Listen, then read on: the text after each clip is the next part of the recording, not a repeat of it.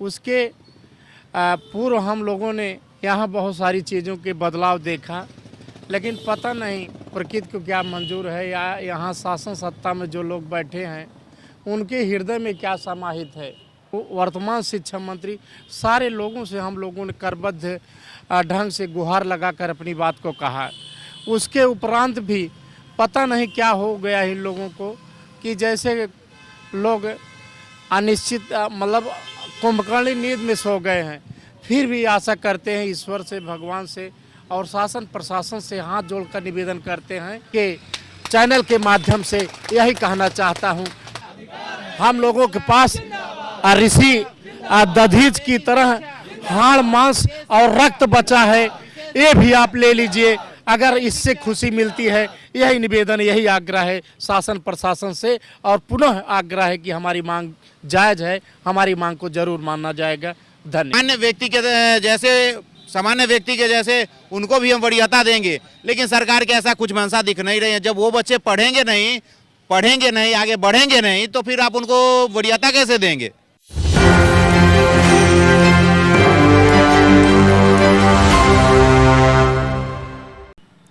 नमस्कार, मैं नंदन, आप देख रहे हैं न्यूज़ 24। आपको एक बार दिखा देते सबसे पहले कि इस वक्त हम गर्दनीबाग धरना स्थल पर मौजूद है और विशेष शिक्षक पिछले 87 दिनों से लगातार जिनकी खबर हम करते आ रहे हैं, इंसाफ तो जिन्हें अभी तक मिला नहीं है। विधानसभा सत्र भी शुरू हो चुका है, अब देखना ये होगा कि आखिर कब तक विशेष शिक्षक यहाँ पर बैठे रहेंगे। आप देख सकते हैं जो भी आप इस विजुअल में देख रहे हैं वो विशेष शिक्षकों की खबर हम पिछले 87 दिनों से करते आ रहे हैं। जो अब तक का तो हम यही कहेंगे कि गर्दनीबाग धरना स्थल पर हमने जितनी भी खबरें की उससे सबसे ज़्यादा दिन तक अगर किसी ने बैठा है तो विशेष शिक्षक ही हैं। 87 दिन आंकड़े छोटे नहीं होते हैं, सबसे बड़े आंकड़े होते हैं। 87 दिन तक लगातार आप बैठे हुए, अभी भी आपको उम्मीद, अभी भी चेयर्स लगाकर आप बैठे हुए हैं। क्या लगता है आगे चलकर जो अभी तक किसी ने सुनी नहीं है बात, आपको क्या लगता है, आप कोई सुनेगा? जी, सर्वप्रथम मीडिया भाइयों को धन्यवाद देता हूं। हम लोग इस आशा विश्वास में यहाँ बैठे हैं कि जो है हमारी आवाज़ सरकार तक पहुँच गई है।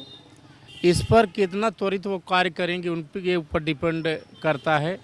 आज हम लोगों का अनिश्चितकालीन धरना स्थल का 87 डेज यहाँ पूर्ण हो गया है। उसके पूर्व हम लोगों ने यहाँ बहुत सारी चीज़ों के बदलाव देखा, लेकिन पता नहीं प्रकृति को क्या मंजूर है या यहाँ शासन सत्ता में जो लोग बैठे हैं उनके हृदय में क्या समाहित है। जो बच्चे समाज के अंतिम पायदान पर बैठे हैं, जिनके दीपक की लौ बुझने वाली है, उनकी शिक्षा लगभग 3 महीने से बाधित है। उनके हम विशेष शिक्षक अपनी मांग के समर्थन में, अपने हक और अधिकार के लिए, अपने सम्मान के लिए हम लोग 87 डेज से यहाँ पर बैठे हैं। उसके बाद सारे शासन और प्रशासन, शिक्षा विभाग हो, चाहे जितने भी राजनीतिक दल हों, आदरणीय मुख्यमंत्री से स्वयं, आदरणीय के पाठक सर से, आदरणीय दोनों उप मुख्यमंत्री से, पूर्व शिक्षा मंत्री और वर्तमान शिक्षा मंत्री, सारे लोगों से हम लोगों ने करबद्ध ढंग से गुहार लगाकर अपनी बात को कहा।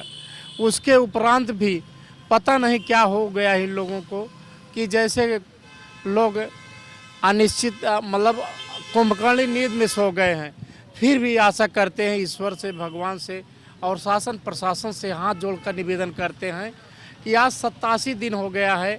हम लोग इस पूरी ठंड में यहाँ जिस ढंग की जिल्लत झेला है और कई दिन बिना स्नान के और जो है 2 लिट्टी खा के स्टेशनों पे रह के और जो है एक नरकपूर्ण जीवन जीकर भी आशाओं में हम लोग यहाँ बैठे हैं कि जब आदरणीय सुशासन बाबू श्री नीतीश कुमार जी सारे लोगों के साथ न्याय कर रहे हैं, तो क्या विशेष शिक्षकों के साथ या विशेष बच्चों के साथ न्याय कब मिलेगा।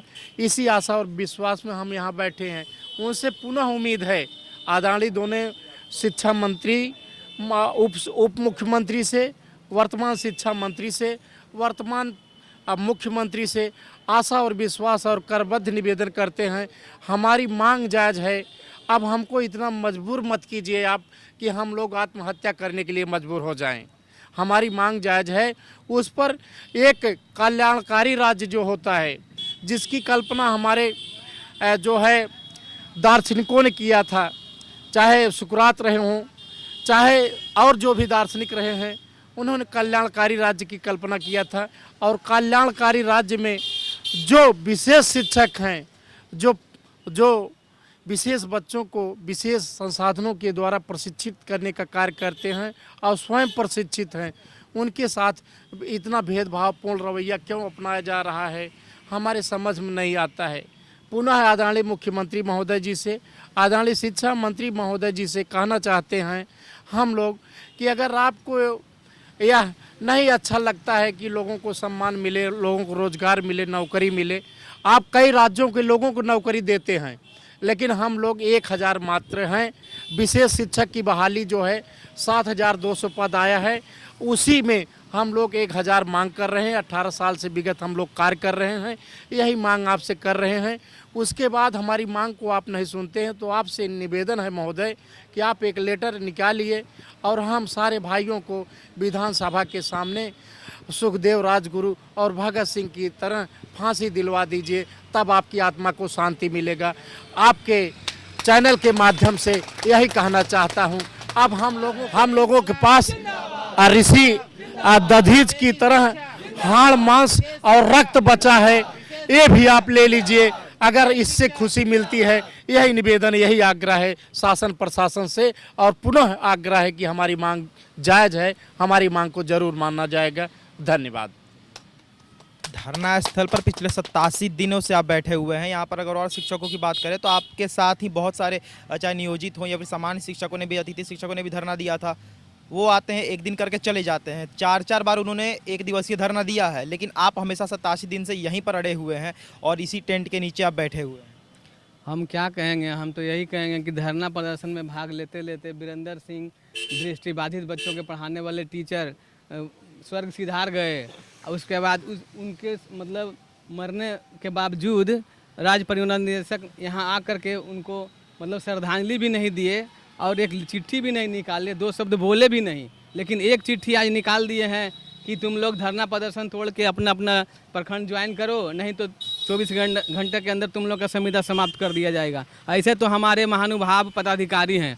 अब हम इसमें क्या कहें, हम क्या कह सकते हैं इन लोगों को। जिस तरीके से इन्होंने बात कही कि आपके साथी की मृत्यु हो जाती है, हम भी उस समय उपस्थित थे। उसके कुछ दिन बाद आपने श्रद्धांजलि सभा जो निकाली, वहाँ पर भी आप पे लाठीचार्ज कर दी जाती है। हाँ, चार्ज की जाती है। और उस दिन हम लोग शांतिपूर्ण, मतलब कि हम लोग अपना ऑफिशियल जो एसएलओ होता है वहाँ पे हम लोग जा रहे थे, तो हमारे बीच के लोग जो प्रशासन लोग हैं उन लोग हम लोग को मार करके और हम लोग को यहाँ बुलाया। और आज करीब आज 15 हो गया ना, यानी कि 12 दिन, 3 तारीख को ही हम लोग वो रैली निकाले थे। और 3 तारीख को मजिस्ट्रेट आया था। मजिस्ट्रेट बोला कि आप लोग को हम वहाँ पे अपना अथी में रखते हैं, और सोमवार मंगलवार को वो दिया था। अभी तक हम लोग को कोई सूचना नहीं दिया है वो उन लोग। अगर बात कर, विधानसभा सत्र भी शुरू हो चुका है, आचार संहिता भी लगेगी, तो आप क्या समझते हैं कि उसके बाद तो आपको यहाँ से हटना ही पड़ेगा? तो कब तक यहाँ बैठे रहिएगा? क्या यहाँ, जैसे कि आपके साथी कहते हैं कि हम आत्मदाह करेंगे, हमें गोली मरवा दीजिए, फांसी दे दीजिए, तो आपने कोर्स इसके लिए तो किया नहीं होगा कि हम एक मांग को लेकर हम फांसी चढ़ जाए? फिर आपके परिवार का क्या होगा? क्योंकि अभी आपके साथी की मृत्यु हुई है, उनके परिवार की जो हालत है, हो सकता है कि आगे चलकर आपके परिवार की भी वही हालत है। सरकार की अभी अगर यही मंशा हो तो हम लोग तैयार हैं उसके लिए। अब कर क्या सकते हैं सर, जब सरकार के लिए जो हमारे मित्र जो मतलब स्वर्ग सिधार गए, उनके लिए 2 शब्द नहीं हैं। जो स्वर्ग सिधार गए उनके लिए 2 शब्द नहीं, लेकिन जो जिंदा यहाँ अपने हक की लड़ाई के लिए, जो उन मतलब समाज से विहीन बच्चे हैं, उनके लिए जो अपनी मतलब ज़िंदगी न्यौछावर कर चुके हैं, उनके लिए अपना हर कुछ त्याग दे रहे हैं। उनको भी अपने क्या बोलते हैं, अरे मतलब इतनी महंगाई है कि वो अपना खुद का भरण पोषण नहीं कर पा रहे हैं, तो वो अपने परिवार का कैसे भरण पोषण करेंगे? तो उनका ये हमारा हक तो मांगना मतलब ये जायज़ है, लेकिन पता नहीं सरकार को क्या दिख रही है। एक दिन के लिए नियोजित शिक्षक बैठते हैं तो वो उनको दिखाई देती है, क्योंकि उनकी संख्या बल है, और संख्या बल है मतलब उनका वोट बैंक है, लेकिन वो ये उनको दिखाई नहीं देती है। सबसे कम बड़ा कारण ये है कि हमारी संख्या बल कम है और सरकार वोट बैंक चाहती है, और वो वोट की राजनीति करती है।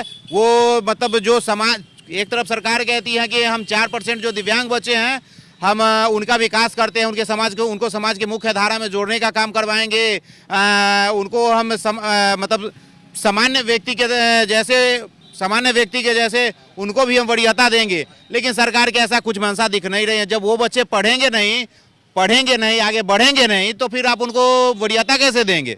गर्दनीबाग धरना स्थल पर इस वक्त मौजूद थे। पिछले 87 दिनों से लगातार हम खबरें कर रहे विशेष शिक्षकों की और अभी तक कोई निष्कर्ष नहीं निकला। जैसा कि हम जानते हैं शुरुआत से लेकर अभी तक और लगातार यहाँ पर आते, विधानसभा सत्र भी शुरू हो चुका है, लेकिन अभी तक ऐसा लग नहीं रहा है, कोई आशा की किरण भी दिखाई नहीं दे रही है कि विशेष शिक्षकों का कोई निष्कर्ष निकला भी। अब देखना ये होगा कि आखिर कब तक विशेष शिक्षक ऐसे ही बैठे रहेंगे और धरना देते रहेंगे। तो ये थी आज की रिपोर्ट। बाकी ऐसे और तमाम खबरों के लिए सावधानी और देखते रहेंगे न्यूज़ 24। मैं नंदन सहयोगी पिंडू के साथ। धन्यवाद।